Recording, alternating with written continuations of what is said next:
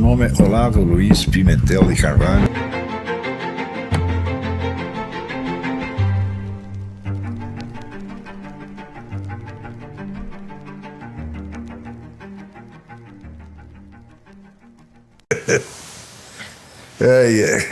Então, vamos lá. Boa tarde a todos, sejam bem-vindos. Eu queria começar aqui com algumas considerações sobre a sociedade brasileira, baseadas num livro do Alexander Zinoviev, que além de romancista, além dos romances que escreveu, como As Alturas Abissais e outros, escreveu uma série de livros importantíssimos de sociologia do comunismo, entre os quais The Reality of Communism. Há um trecho ali que me parece bastante útil para o esclarecimento da presente situação na sociedade brasileira. Eu vou ler aqui alguns pedacinhos, mas primeiro eu tenho que explicar do que ele está falando. Ele começa explicando que as várias sociedades que existem, elas têm que, ao mesmo tempo, criar um espaço na natureza, criar um espaço terrestre e explorar os recursos ali existentes, e tem que conviver com outras sociedades. Mas, ao mesmo tempo, dentro da sociedade, existem os grupos menores dentro dos quais as pessoas convivem. Então, se você tomar o conjunto das pessoas com quem você tem alguma ligação direta ou mais ou menos direta, isso é o que ele chama uma comuna. E ele diz que para as comunas, o objeto natural, o objeto imediato de convivência não é a sociedade como um todo, nem muito menos as outras sociedades existentes, e nem muito menos o ambiente físico terrestre, mas sim as outras comunas. Tá certo? Ele diz que dentro dessas comunas, na relação entre as pessoas e na relação entre as várias comunas, isso aí ele está falando de toda e qualquer sociedade, não especificamente da sociedade comunista. Há uma série de regras práticas que visam a defesa do indivíduo dentro da comuna e defesa da comuna em face das outras. E há uma série de regras práticas que são mais ou menos universais e que nada tem a ver, vamos dizer, com as leis gerais da comunidade e nem muito menos com os princípios que mantêm as comunidades coesas e que mantêm a unidade social. São regras, vamos dizer, que visam exclusivamente a defesa da posição do indivíduo e da comuna em face dos outros indivíduos e das outras comunas, e que visam, evidentemente, a obter para cada um a melhor posição possível. Essas regras, como elas são alheias às normas sociais gerais, elas podem até entrar em contradição com elas, mas são regras perfeitamente identificáveis, das quais ele cita algumas. Arriscar o mínimo para ganhar o máximo. Bom, essa é uma regra que todo mundo segue, até as pessoas, vamos dizer, de mais alta moralidade, sempre estão fazendo isso. Né? Minimize a responsabilidade pessoal e maximize as possibilidades de distinção do estatuto social. Isso aqui não há nada de mal nem maquiavélico nisso. Isso aí simplesmente são reações naturais para a autodefesa do indivíduo. Né? Minimize a sua dependência em relação aos outros e maximize a dependência dos outros em relação a você, e assim por diante. Isso aí você vai ver que mesmo as pessoas de conduta moral mais elevada, elas fazem isso o tempo todo, porque é uma questão de sobrevivência. E ele diz que a civilização se constrói, em grande parte, na base de que a sociedade cria princípios e regras que controlam e mantêm as regras comunais dentro do limite do tolerável. Tá certo? Porém, quando esses princípios gerais que estruturam a sociedade, como, por exemplo, a religião, a moral, as leis, etc., começam a falhar ou se dissolvem, ou quando elas não têm indivíduos, não têm representantes que as façam valer, então as regras comunais, elas se tornam, vamos dizer, o princípio geral da sociedade. Elas deixam de ser regras comunais e extravasam para a sociedade inteira. Então, aí o que acontece é o seguinte: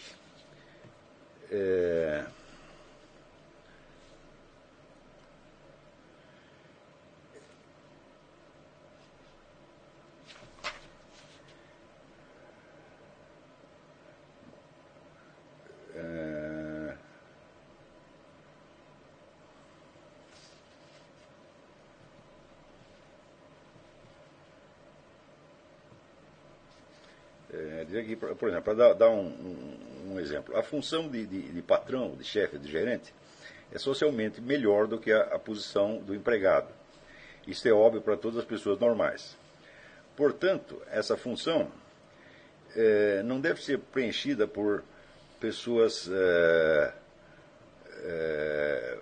cheias de ideais bondosos ou por mártires. É uma posição para pessoas que lutam ferrenhamente, e quanto mais alta a posição delas, mais intensa será a luta.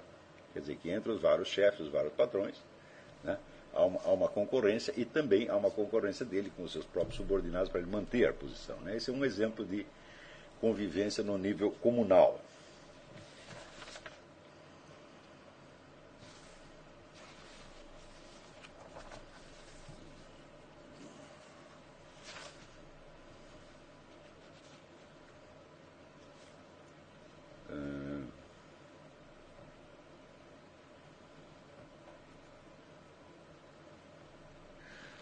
Ele diz, quando as instituições da sociedade maior não existem, ou quando estão fracamente desenvolvidas, ou quando estão num estado de dissolução, então as forças da comunalidade vão conquistar uma grande força e determinar a fisionomia do país. E realmente o caráter das instituições nominalmente designadas para proteger as pessoas dos efeitos dessas mesmas regras comunais.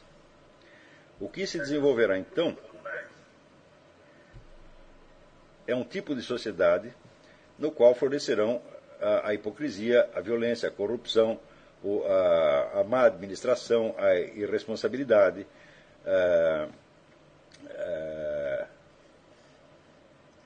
a chantagem, desonestidade, vagabundagem, desinformação, engodo e um sistema de cabide de empregos para o que ele chama privilegência, né?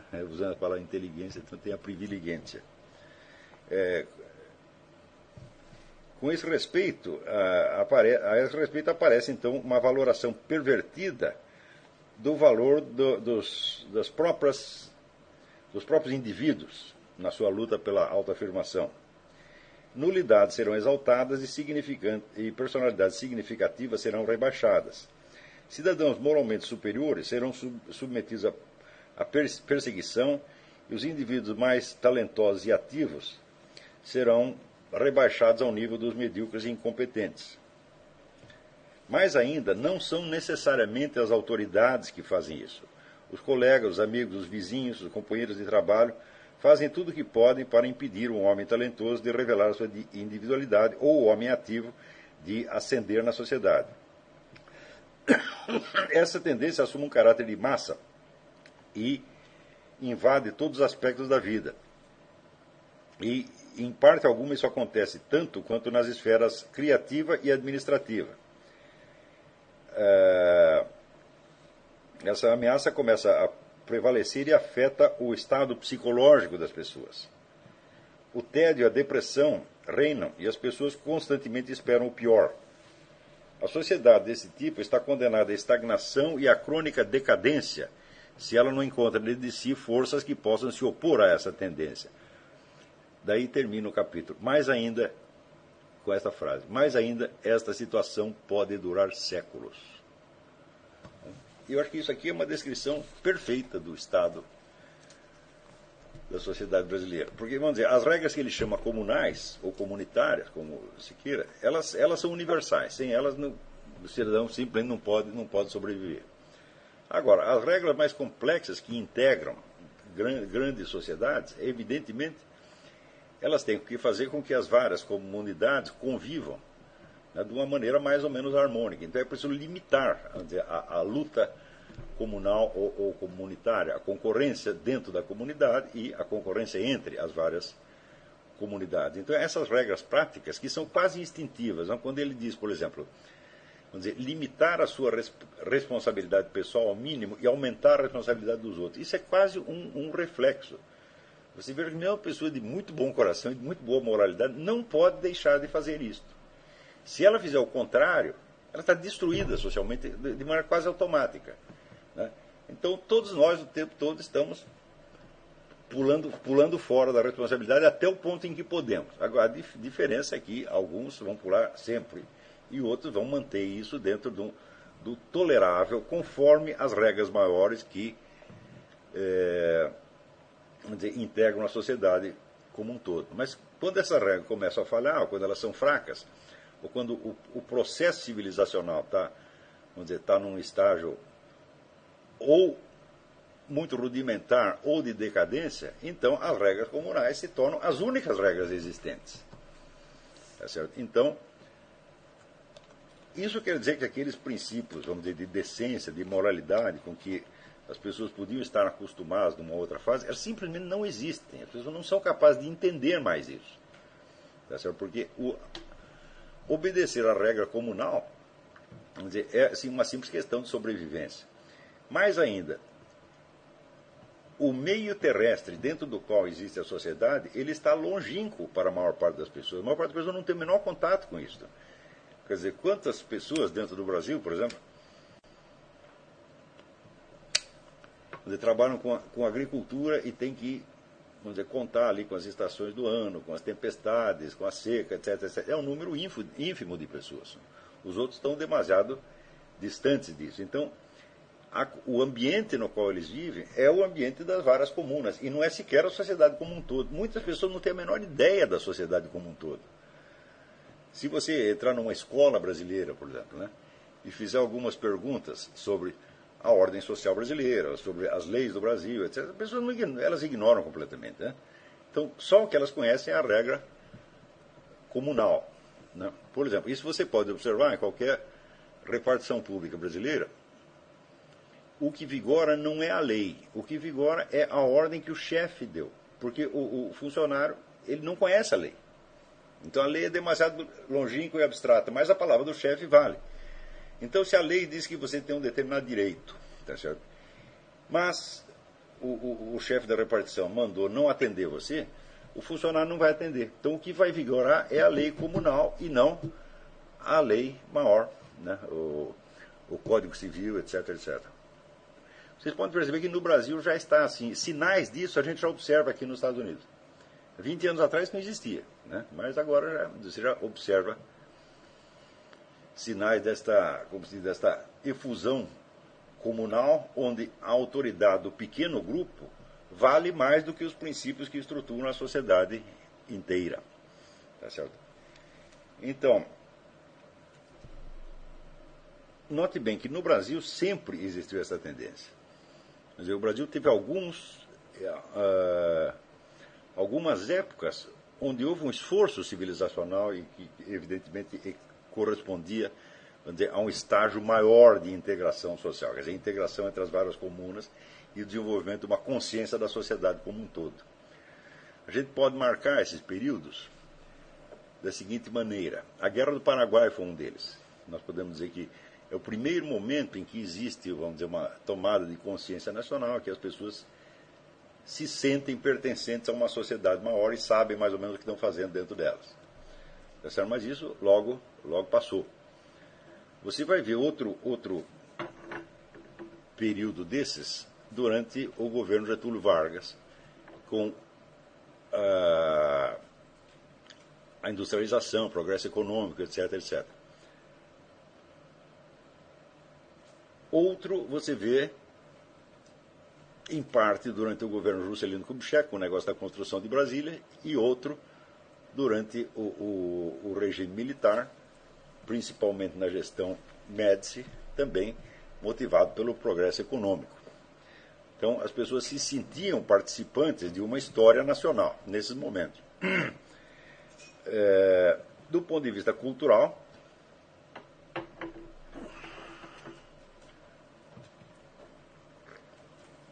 nós podemos dizer que houve alguns momentos em que pareceu se formar uma alta cultura nacional, também, vamos dizer, ainda no tempo do Império, assim, né, final do século XIX, né, ali quando você tinha uma elite de alto nível, com Machado de Assis, Joaquim Nabuco, Oliveira Lima, etc, etc. Né. Depois também, na década de 30, quando aparecem em cena figuras como Gilberto Freire, o Sérgio Buarque de Holanda e outras pessoas. Então começam, vamos dizer, entre os intelectuais, a criação, vamos dizer, de uma imagem de Brasil que podia se propagar entre as outras classes e criar um sentimento de nacionalidade. É claro que sentimento de nacionalidade é apenas uma forma específica de integração da sociedade, né? Nem pode haver integração da sociedade sem isto, mas de qualquer modo é um dado importante. E hoje em dia isso tudo desapareceu. Você não tem mais absolutamente nada. Tá certo? Então, é claro que hoje em dia a quase totalidade dos cidadãos ignora as leis, principalmente que as leis são muitas e são muito confusas, quer dizer, você tem um processo de apoteose legislativa. Você vê aqui só os artigos que regulam o orçamento nacional são em número de 5.500, até onde eu havia contado. Ora, quem é que conhece, então, 5.500 leis? Quem é que pode decorar uma coisa dessa? Então não pode. Isso aí só o orçamento nacional. Agora, se você pegar, por exemplo, a legislação tributária do Brasil, né, empilhar todos os livros de legislação tributária que tem novas leis, você vai lotar aí o Instituto Olavo de Carvalho, não vai caber nenhum de vocês aí dentro, né? Então, justamente por causa disso, existe uma espécie de caos legal na cabeça das pessoas. Então, isso quer dizer que a lei passa a ser um elemento distante e abstrato para o cidadão. Então, ele se apega ao quê? À norma comunal, evidentemente. Quer dizer, a autoridade imediata da qual cada um depende para a sua sobrevivência. Tá certo?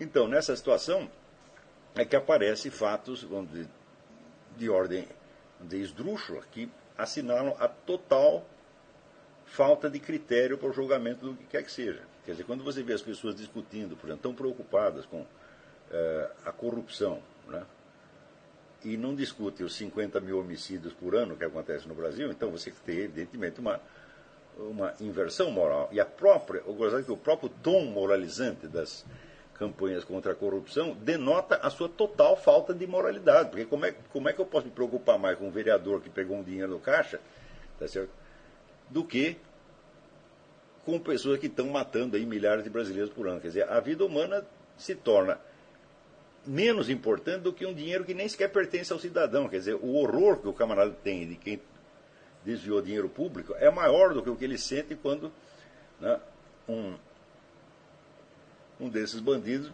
mata uma família inteira. Tá certo? Então é claro que se trata de almas corrompidas, para as quais o dinheiro é tudo. Quer dizer, o dinheiro adquire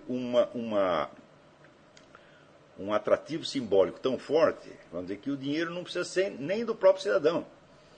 Quer dizer, a simples ideia do roubo, ou do desvio, da corrupção, o faz espumar de indignação, ao passo que a matança generalizada de pessoas não causa maior escândalo e é aceita como se fosse parte da rotina. Quer dizer, tem essa violência rotinizada, e quanto mais isso se prolonga, menos as pessoas se preocupam com isso e menos elas se sentem ofendidas ou indignadas com esse estado de coisas. Então você tem o próprio tom moralizante dos discursos revela, vamos dizer, uma corrupção profunda da alma. Quer dizer, os acusadores da corrupção são talvez ainda mais corruptos do que aqueles que simplesmente desviam dinheiro, porque eles estão corrompendo o próprio sistema de pesos e medidas. Tá certo? Mas, você vê aqui, dentro da esfera comunal, como diria o Zinoviev, a violência e o homicídio não é um problema, porque você não convive com homicidas. Então, o homicídio e a violência são coisas distantes. Mas os problemas ligados a dinheiro e a ascensão social, queda social, são problemas imediatos. Então, é evidente que este fenômeno brasileiro denota justamente o que está falando o Zinoviev, quer dizer, que é o predomínio das regras comunais sobre as regras sociais. Muito bem. Por isso aí você vê que o estado de degradação que chegou ao Brasil é muitíssimo grave e não há nenhuma só corrente social preocupada com isto. Né? Quando você vê algum sinal de que alguém está preocupado, indignado com isso,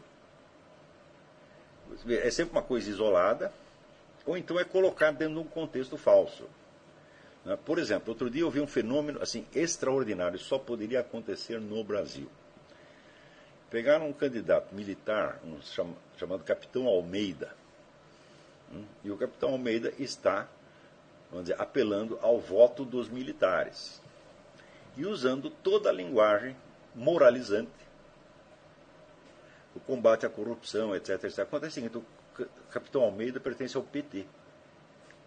Então você vê que o próprio partido que está no poder, e é o partido do mensalão, lança então um candidato para parasitar a linguagem, vamos dizer, de velhos militares que estão indignados com a corrupção. Note que ele está explorando a fraqueza desses próprios grupos. Por exemplo, eu recebo muitas mensagens de grupos militares aqui. Eu vejo que sempre eles voltam à mesma tônica. Ah, corrupção, dinheiro público, né? A mentalidade do petróleo é nosso, né? Quer dizer, estão roubando nosso território, a cobiça internacional querendo pegar a Amazônia, é sempre aquela mesma coisa. Dos 50 mil homicídios ninguém fala, tá certo? Então você vê que este pessoal, que evidentemente não é esquerdista, não é comunista, não é petista, né? Eles têm esta fraqueza intrínseca, quer dizer, eles também têm uma mentalidade corrompida, onde, vamos dizer, o valor financeiro, o valor do território está infinitamente acima, vamos dizer, da dignidade da vida humana. Então, por isso mesmo, eles são ludibriáveis. Né? Então, isso quer dizer que, no entanto, as Forças Armadas ainda são, vamos dizer, o lugar onde tem menos corrupção, onde tem menos bandalheiro no Brasil, e de acordo com as pesquisas, ainda são a entidade mais respeitada até do que a Igreja Católica. Então, se até na entidade mais respeitada, a corrupção da alma já chegou a esse ponto, onde ela pode facilmente ser enganada pelo próprio corrupto, pelo próprio ladrão, né, que lança um candidato, mas é para se aproveitar da linguagem, né, da moralidade ofendida e tentar carregar os votos dessas pessoas indignadas para o próprio partido oficial que promoveu a maior onda de corrupção da história brasileira, talvez da história humana, tá certo? Então é porque o nível de consciência chegou no mais baixo possível e as regras comunais realmente são as únicas que valem. Inclusive muitos desses protestos você vê que são de natureza puramente corporativista, sobretudo os protestos militares. A honra das Forças Armadas, né? O orçamento das Forças Armadas, eles sempre protestam com essas coisas, mas o que é? É a comunidade se defendendo contra as outras comunidades. Né? E visando assim, sempre jogar a culpa com o outro. E assumir o mínimo de responsabilidade e jogar o máximo de responsabilidade para a mão dos outros. É neste ambiente que vocês estão entrando. E prestem bem atenção. Sem a restauração da alta cultura não é possível haver normas sociais, não é possível haver integração da sociedade, não é possível haver absolutamente nada. Se você pegar, por exemplo, o que é uma Constituição, né? Já na análise do Hans Kelsen, que embora tenha falhas, neste ponto nunca foi contestado, toda a Constituição é uma pirâmide, quer dizer, ele coloca um princípio no topo e o resto, né, deriva daquilo ou é fundamentado naquilo de alguma maneira. E as leis singulares que vêm no Código Civil, Código Penal, Código de Processo Penal, Código de Processo Civil e regulamentos, etc., em princípio tem que ser todos coerentes com aquilo. Esta noção já se perdeu completamente. Para saber se uma coisa é constitucional ou não no Brasil, você precisa de um gênio para discernir isso aí. E a simples consciência de que as leis têm que ser coerentes entre si já desapareceu. Né? Eu já assinalei, por exemplo, quando querem fazer essas leis, vamos dizer, que privilegiam os gays, em São Paulo, por exemplo, e essa lei não foi nem feita por PT, por esquerdista, foi feita pelo Alckmin, quando era governador. Por exemplo, se entra um travesti numa igreja ou numa sinagoga, ele não pode ser posto de lá para fora. Tá certo? Isso quer dizer que se o traveco for tomar a comunhão como foi feito aqui por um grupo de palhaços que se vestiram de freira, né? O padre não pode recusar a comunhão, embora ele saiba que ele está sendo objeto, né, de uma gozação sinistra, embora saiba que isso é evidentemente um ultraje à dignidade da igreja e ao culto que ele está oficiando. Por outro lado, existe uma lei que proíbe o ultraje a culto. Quer dizer, você não pode fazer troça, fazer gozação com uma pessoa por causa da religião dela. E nesse caso está havendo, obviamente, a troça. Então, agora, vocês vão promulgar uma lei, mas tem uma lei que contradiz essa. Você pensa que alguém é sensível a isso no Brasil? Pouco importa. Eles podem lançar leis, porque eu já vi inúmeras leis contraditórias, que às vezes são contraditórias não apenas com outras leis, mas na sua própria redação. Né? Então,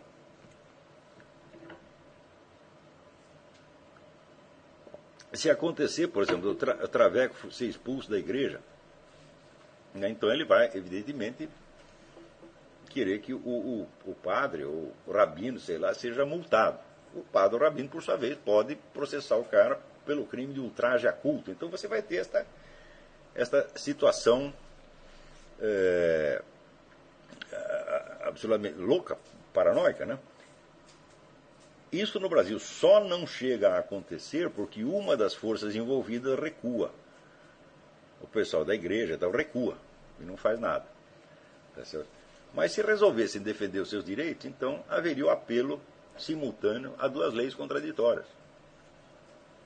Então, o fato de que os legisladores mesmo, você vê quanto nós pagamos para estes camaradas em Brasília criarem novas leis. Eles ganham um dinheirão, têm condições de trabalho as melhores possíveis e são ao mesmo tempo capazes de redigir essas leis contraditórias com total irresponsabilidade. Né? Por quê? Porque a ideia mesma de lei para eles mesmos é distante. A lei não é mais um princípio que se destina a ordenar a sociedade. Né? A lei é um simples pretexto para defender certos grupos em certos momentos. Todas as leis que se fazem no Brasil são oportunísticas. Elas visam um objetivo político determinado e às vezes visam a serviço apenas de pretextos, ou às vezes têm apenas uma função simbólica de agradar a determinados grupos. E o que determina mesmo a conduta desses senhores legisladores é o quê? São as regras comunais nas quais eles vivem. A concorrência que eles têm com os seus pares, tá certo? O desejo de subir na vida, etc. Então, você tem uma sociedade imensa com quase 200 milhões de habitantes, não sei nem se o Brasil já alcançou 200 milhões, né? Onde toda a conduta das pessoas é regrada por essas leis comunais não escritas, que visam apenas, vamos dizer, a assegurar a cada um o melhor pedaço que ele possa obter, vamos dizer, do patrimônio da sociedade e a melhor posição que ele possa obter dentro da sociedade. Então, é claro que você falar em controlar o banditismo numa situação dessa é absolutamente ridículo. Né? Diz aí o seu Lula da Silva, quando ele promulgou essa nova lei, um novo Código da Defesa Nacional, que agora estamos equipados para combater o banditismo, etc. Falei, isso é tudo conversa mole. Ele disse que ia combater o banditismo na primeira eleição que ele se candidatou em 2000, que ele venceu em 2002, não fez absolutamente nada ao longo de 8 anos e não vai fazer no último mês, evidentemente. E se fizer, a sua sucessora pode facilmente desfazer. Então, a expressão combater o banditismo no Brasil não é sério. O banditismo vai crescer, vai continuar crescendo. Algumas iniciativas locais que possam melhorar a situação aqui ou ali não fazem a menor diferença. O bandido para de operar num estado, vai para outro estado, a coisa continua todo igual e a matança vai continuar aumentando. Tá certo? Então, é nesse ambiente que vocês estão entrando e vocês vão ter que pensar muito bem como é que vocês vão orientar as suas vidas, as suas carreiras intelectuais, para que o seu trabalho possa surtir algum efeito. Tá certo? Ou, pelo menos, para que toda esta energia positiva que vocês representam não se disperse. Tá certo? Não seja, vamos dizer, apenas mais um aborto, mais um desperdício de esforços vãos. Tá certo? Então, este é um tema que vocês devem continuamente debater entre vocês mesmos. Né? Veja que daqui 3 ou 4 anos vocês vão começar a dar aulas, escrever livros, ter uma atuação pública. Tá certo? E se essas coisas não forem muito bem articuladas umas com as outras, tudo vai se perder. E eu acho que, sem nenhum exagero, esse grupo que está assistindo às minhas aulas é o único no qual, vamos dizer, as regras, princípios e valores que podem dar uma unidade à sociedade têm alguma existência real. Quer dizer, vocês têm, vamos dizer, vocês conhecem alguns princípios de moralidade sem o qual um país não pode ir para frente. Vocês têm uma escala de valores, são sensíveis a uma escala de valores que para os demais cidadãos nem sequer existe. Então, de certo modo, vamos dizer, vocês têm a fórmula do que é preciso fazer. Se não a tem totalmente claro agora, vão ter mais dia menos dia. Tá certo? Então, pensem bem, porque eu vejo, por exemplo, através de internet, através de mensagens que chegam a mim, inúmeros esforços intelectuais totalmente perdidos. Eu sou que começa bem, mas 6 meses depois tu começa a dizer besteira. Tá certo? Por quê? A regra comunal lhe subiu à cabeça. Tá? Então, não é capaz mais de julgar as coisas em função de valores superiores e começa a julgar, então, em função, né, das regrinhas de defesa pessoal da comunidade. Isso acontece com uma facilidade impressionante.